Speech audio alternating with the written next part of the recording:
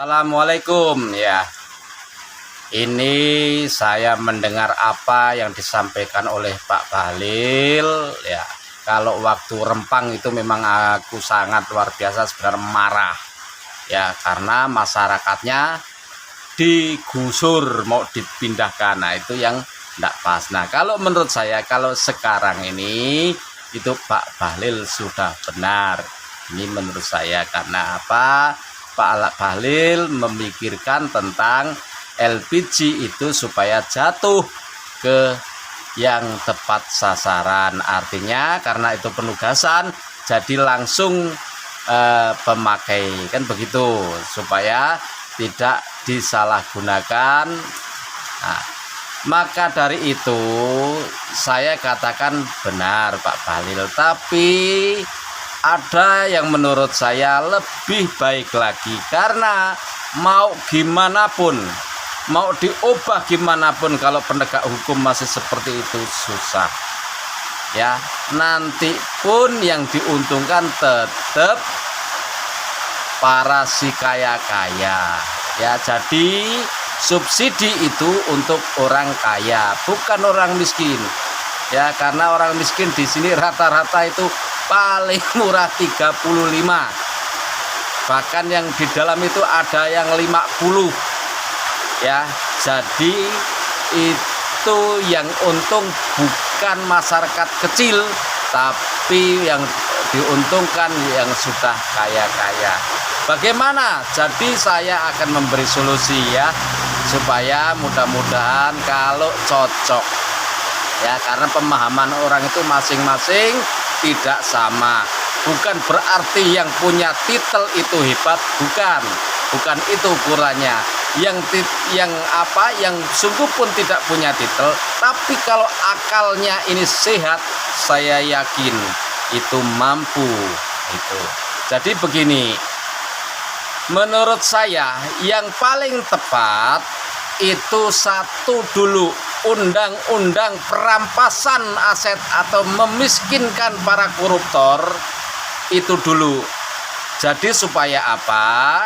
Supaya para penegak hukum itu hati-hati itu.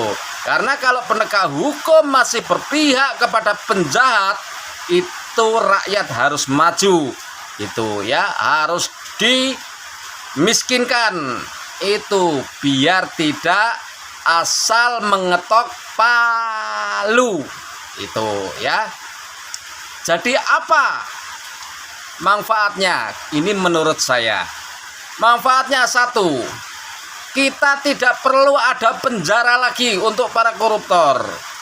Karena apa? Di penjara kata Pak Presiden Prabowo itu 50 tahun, itu makin membuat sengsara rakyat. Karena apa? Kita rakyat harus ngasih makan yang di penjara, harus ngasih makan, masih duit untuk penjaganya atau sipir-sipir. Padahal di sana itu koruptornya bisa kemana-mana, bisa bayar sama petugas penjaga itu. Jadi rakyat lagi yang jadi bebannya ya. Salah satunya agar tidak perlu ada penjara untuk koruptor lepaskan saja, biarkan dia hidup sendiri, kan begitu ya toh. Jadi